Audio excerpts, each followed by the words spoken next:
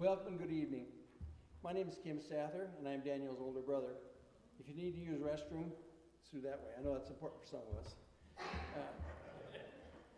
After the concert, Daniel and our family would love it if you would come join us in the parish hall for a lunch and visit. And if you would like to make a donation to this beautiful church tonight, there will be a donation box in the parish hall, or you can also go online to make a donation. The website is posted in tonight's program. I've always been a little jealous of my brother Daniel, and no, I'm not talking about the hair. Well, maybe just a little. But mostly of his ability to, and self-discipline that he's always had to teach himself how to play a musical instrument. When Daniel was about 10 years old, he woke up one morning and told our father that he had dreamt that he was playing the accordion. Many years later, he admitted that he didn't really have that dream, but he was just hoping our father would come home with an accordion for him. And anybody that knew our dad in music knew that it was an easy play. Since then, Carlton came home with an accordion and a couple of books, and Daniel taught himself how to play the accordion. He's also taught himself how to play the banjo, and much of what he's learned on the piano tonight he's taught himself. Well, you didn't come here to hear me talk, so without further ado, please give him a warm welcome to my brother Daniel at the piano.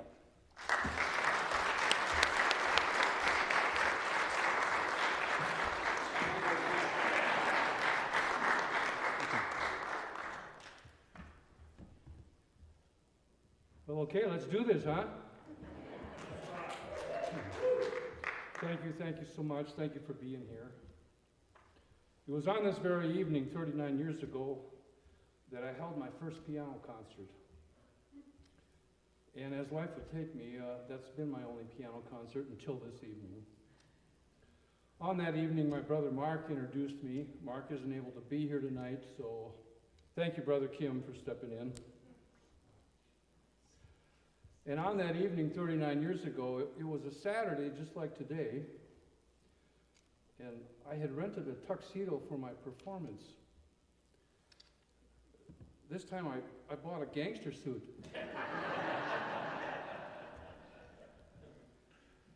You got to see the hat, though.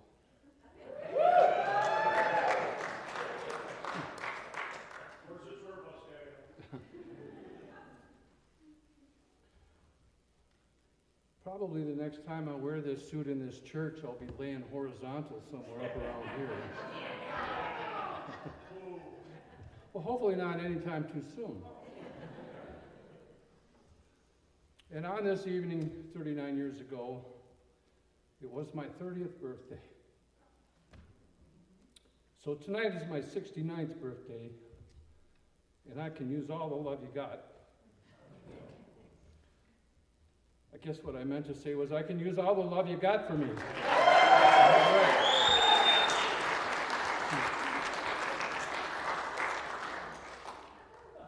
For those of you that know me really well, you know I'm a very emotional guy. I mean, I cry at Disney movies. It's a good thing there's no puppies or kittens here. I'd be a real mess. But with your help, I'm going to get through this evening, and I hope to send everyone home glad that you came.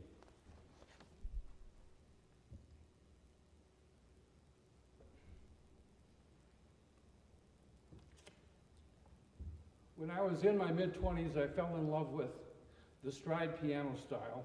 Stride piano was from the early 1900s. It grew out of the ragtime era. And so it has a lot of commonalities and, of course, some differences with ragtime. It's a very difficult piano style to learn, which is why I think it's become sort of a lost art. Keyboard Magazine wrote an article about stride a while back, and I'm going to read to you a little bit from that article. Nothing strikes more fear into the hearts and minds of a keyboard player than the mention of the word stride. This seemingly impossible old style is like ragtime on steroids, and it pushes jazz pianists to the limit. I am by no means a master of the stride piano style, but I am a stride player, and I want you to hear that tonight.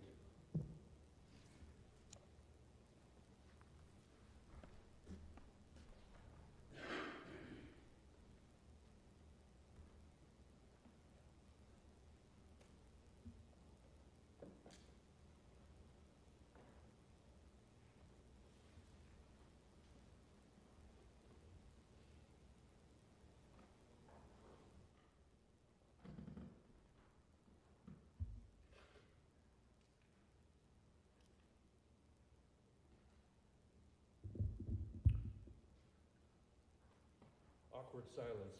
Sorry. I'd like to begin tonight's program by taking just a moment to demonstrate the difference between ragtime and stride, if you don't mind.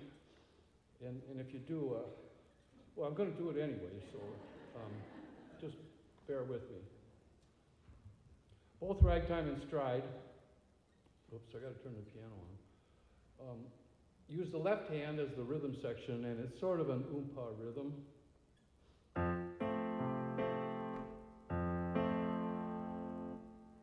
My sustain pedal is acting up, and it usually fixes it when if I shut it down and turn it back on, so that's what I'm doing.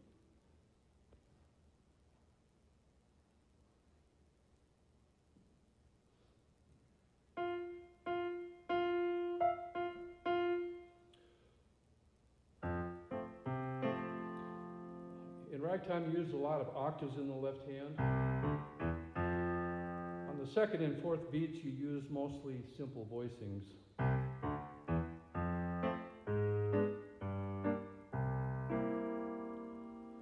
The stride players began to use tenths in the left hand, adding some harmony, some difficulty.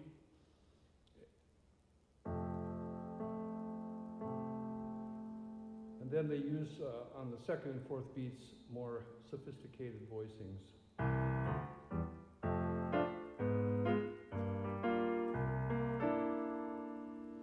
In the right hand, the melody, both ragtime and stride are very syncopated styles. The difference is, in ragtime, every eighth note gets the same amount of value, and you stick to the written melody.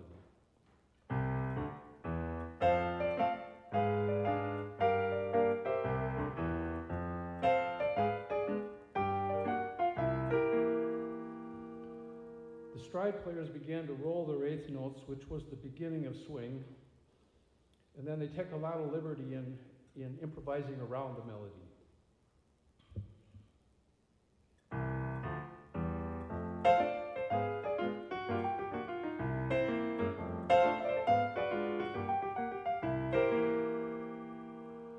So if I take a simple chord progression and I apply the rules of ragtime, it will sound like this.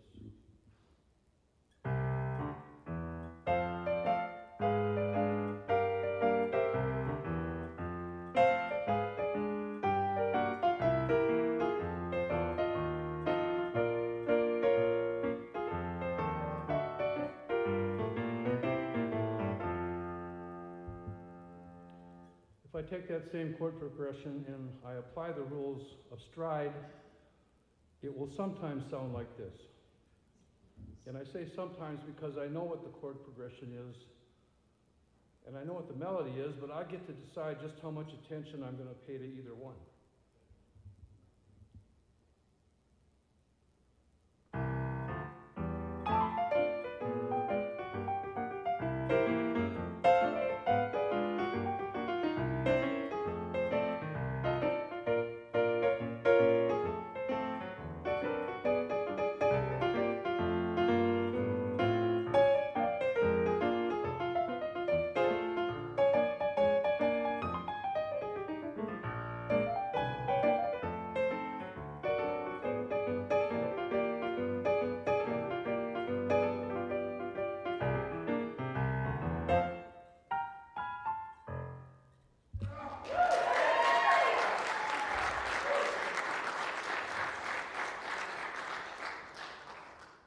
There you have it.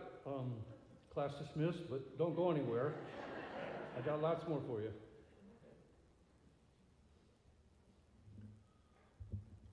With respect to the ragtime era and to the genius of Scott Joplin, this is the Maple Leaf Rag.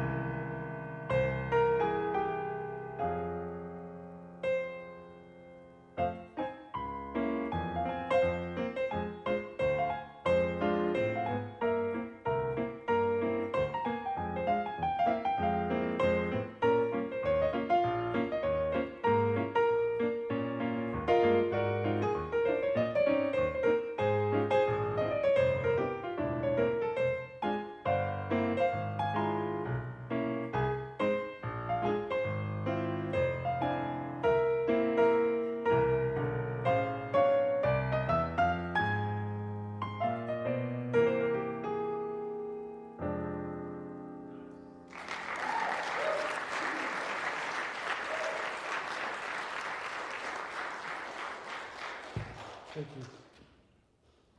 I'm not sure if I was bored or just curious, but one day I decided to count the notes in that manuscript, and there were 2,096 notes. I think I missed a couple at the beginning, but I added a couple at the end, so I'm pretty good at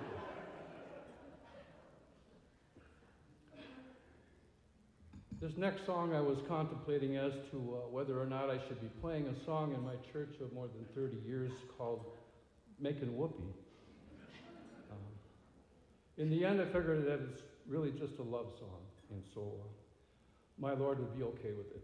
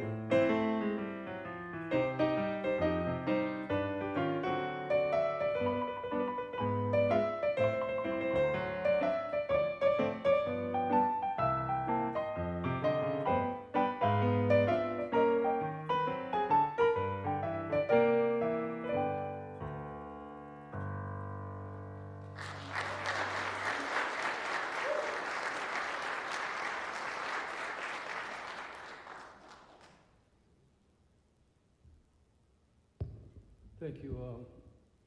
These next two arrangements are by Judy Carmichael. Judy Carmichael is one of my favorite stride players. I've been fortunate to meet her a couple of times, and I took a master's class from her a couple years ago. I posted her website on the back side of your program, and I invite you to check her out when you have some time. This is Honeysuckle Rose.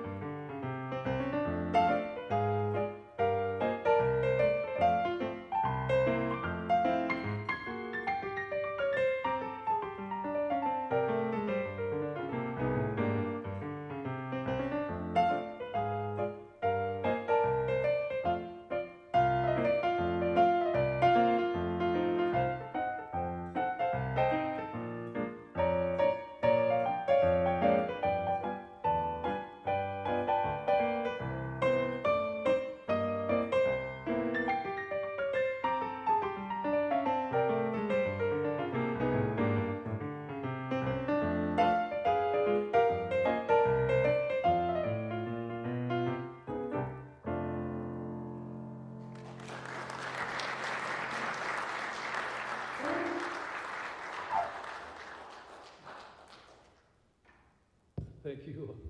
And this one is Love is Just Around the Corner.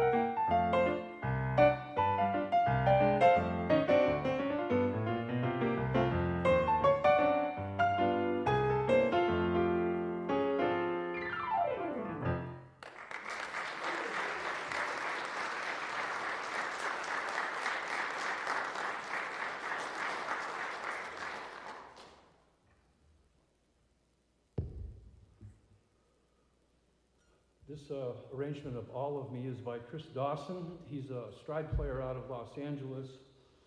He recorded a Christmas album a few years ago called Striding Through Christmas. That's become one of my favorite albums. And you'll hear some more of his arrangements later in my program.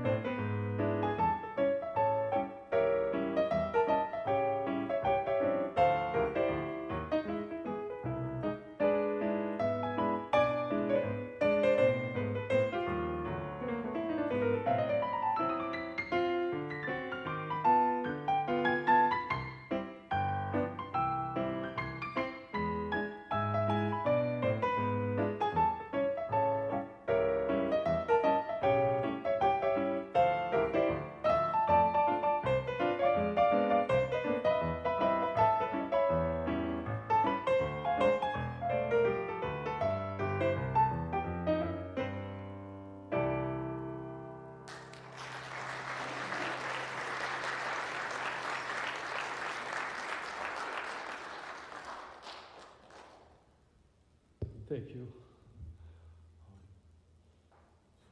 I'm going to finish off part one of my program this evening with two more arrangements by Judy Carmichael.